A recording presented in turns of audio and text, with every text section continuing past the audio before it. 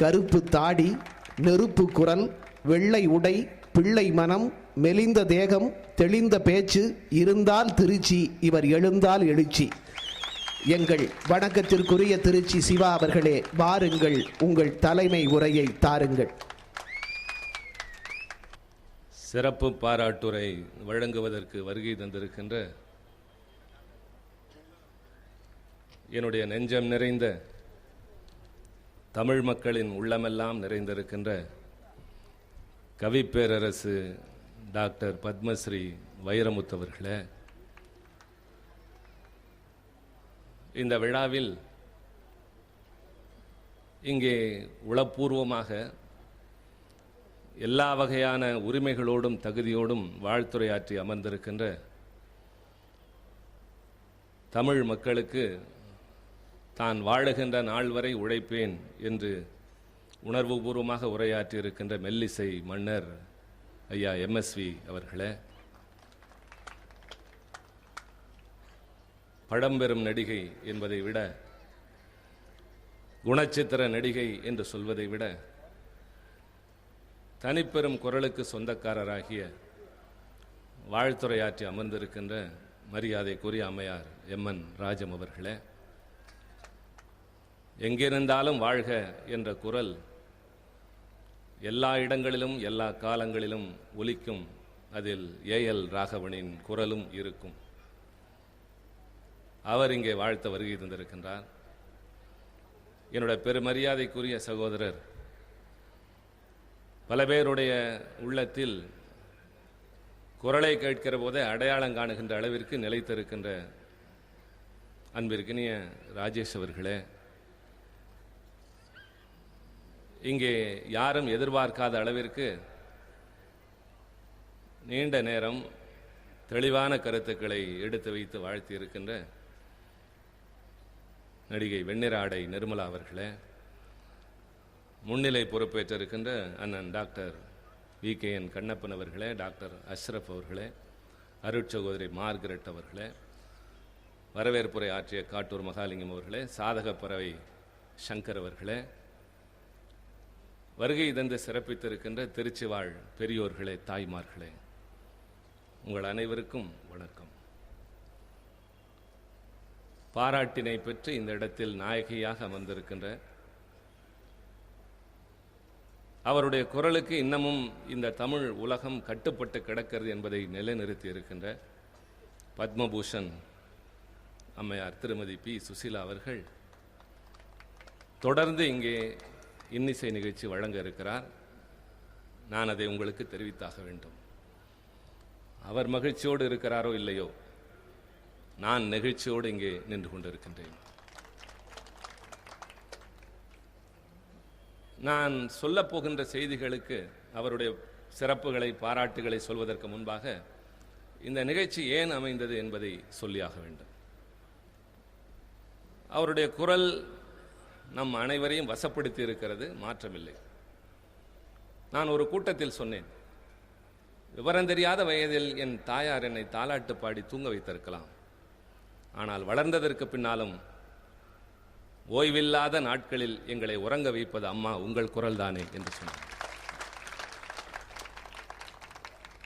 பயண நேரத்தின் களைப்புகள் உங்களால் பறந்து போகிறது. வாழ்க்கையின் சுமைகள் எங்கள் தோளிலிருந்து உங்கள் குரலால் இறக்கி வைக்கப்படுகிறது. மகிழ்ச்சியான நேரத்தில் உங்கள் பாட்டு, சோகமான நேரத்தில் உங்கள் குரல். மனம் எதையாவது தேடுகிறது என்றால் அதற்கு ஏற்ற பாடலை திருமதி சுசீலா அவர்களுடைய குரலிலிருந்து கேட்கலாம் என்கின்ற அளவுக்கு நான் தமிழன் என்பதற்கு பல வகைகளில் பெருமைப்படுகின்றவன். என்னுடைய நெஞ்சத்தில் என் தாய்க்கு நிகராக நான் வைத்திருப்பது தலைவர் கலைஞருக்கான இடம். அது இனம் புரியாத, வார்த்தைகளால் விவரிக்க முடியாத பற்று, பாசம். அவர் மீது கொண்டிருப்பது காதலா, அவர் மீது கொண்டிருப்பது பற்றா, பாசமா?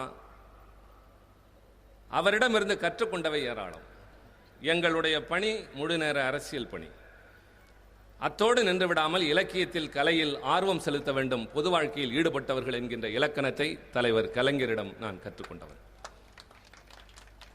அவரை நெஞ்சத்தில் வைத்திருப்பதை போல் மிகச்சிலருக்கு எங்கள் நெஞ்சத்தில் தனியான இடம் உண்டு. அதில் முதல் இடத்தில் இருப்பவர் அம்மையார் பி. சுசீலா அவர்கள். இது பல பேருக்கு தெரியாது, சில பேருக்கு தெரிந்தது. நான் டெல்லி பட்டணத்தில் உலா வருகிற போது தமிழின் சிறப்பு, தமிழனின் மாட்சி, தமிழ் இனத்தின் வரலாறு என்பதற்கு பல சான்றுகளை சொல்வேன். அதில் ஒன்று, லதா மங்கேஷ்கர் அவர்களை பற்றி எல்லோரும் உயர்வாக பேசுகிற போது நானும் சேர்த்து பாராட்டிவிட்டு, அதற்கு நிகராக அதை தாண்டி எங்களிடமும் ஒரு குரல் இருக்கிறது என்று அவருடைய பாடல்களை என் பையிலேயே வைத்திருப்பேன். தமிழ் மொழி தெரியாதவர்கள் அதை கேட்டு பரவசப்படுவார்கள். தமிழகத்தை கடந்து தமிழனின் பெருமையை நிலைநாட்டுகின்ற, தமிழினுடைய சிறப்பை உயர்த்தி வைத்திருக்கின்ற அம்மையாருக்கு நம்முடைய மனதில் இருக்கின்ற இடத்திற்கு அப்பாற்பட்டு வெளிப்படையாக எதையாவது செய்ய வேண்டும்.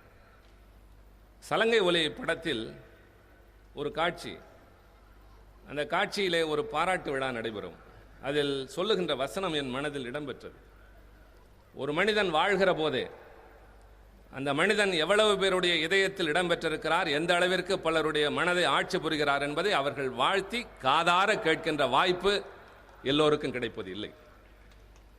பின்னால் பேசலாம், பாராட்டலாம், பரிசு வழங்கலாம், விருதுகள் வழங்கலாம். ஆனால் உங்கள் மீது அன்பு கொண்டவர்கள் இதோ இத்தனை ஆயிரம் பேர் இந்த மாநகரத்திலே மட்டும் இருக்கிறார்கள் என்று காட்டுகிற போது, தமிழகத்தை கடந்து உலகம் முழுவதும் தமிழ் தெரிந்தவர்கள் வாழுகிற பகுதியில் தமிழ் புரியாதவர்கள், இசை ரசிக்கிறவர்களுடைய இதயத்திலே கூட நீங்கள் குடியிருக்கிறீர்கள்.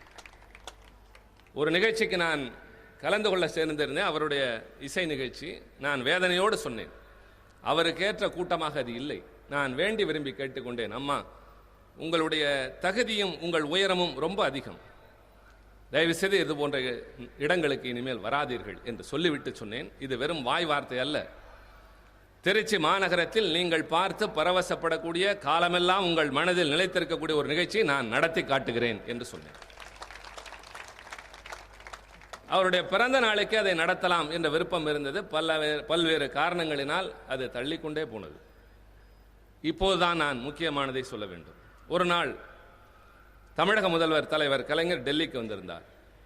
இலங்கை பிரச்சனை தொடர்பாக முக்கியமான நேரங்களில் அவர் தவிர்க்காமல் தவறாமல் தன்னோடு அழைத்து வருவது கவி பேரரசு வைரமுத்து அவர்களை. நாள்தோறும் காலையில் அவர் யாரோடு பேசுகிறாரோ இல்லையோ, முதல் தொலைபேசி கவி பேரரசு அவர்களுக்கு தான் பேசுவார். டெல்லிக்கு வந்திருந்த அவர் தலைவரை சந்தித்து பேசிவிட்டு பின்னர் அவர் அறைக்கு சென்றோம். சரியாக இரவு 2:30 மணி வரை பல்வேறு விஷயங்களை பேசிக்கொண்டே இருந்தோம். அதில் இதுவும் மெல்ல இடம்பெறுகிறது. நல்லவைகளை நடத்த ஒரு அமைப்பு வேண்டும் என்ற எண்ணமும் இருக்கிறது. இதையே ஒரு ஆரம்பமாக வைத்து ஒரு அமைப்பை தொடங்கினால் என்ன என்று. இப்போது பாடல் எழுதினாரே, அதே போல அவரும் நானும் உட்கார்ந்து பல பெயர்களை பரிசீலித்து இடம்பெற்ற நாங்கள் உறுதி செய்த பெயர்தான் கலைப்பேரவை என்பது. அடுத்து என்ன பெயர் வைக்கலாம் விழாவிற்கு என்று பேச ஆரம்பித்தோம். அந்த அம்மையார் பாட 60 ஆண்டுகளாக போகின்றது. 60 ஆண்டுகளில் தான் விழா எடுக்க வேண்டும் என்பதல்ல, 58 ஆண்டுகள் என்றாலே 60ஐ தொடப்போகிறார் என்று அர்த்தம். எனவே மணி விழா நடத்த வேண்டும். மணி விழா எதற்கு? அவருக்கல்ல, அவர் அதை கடந்த வயது.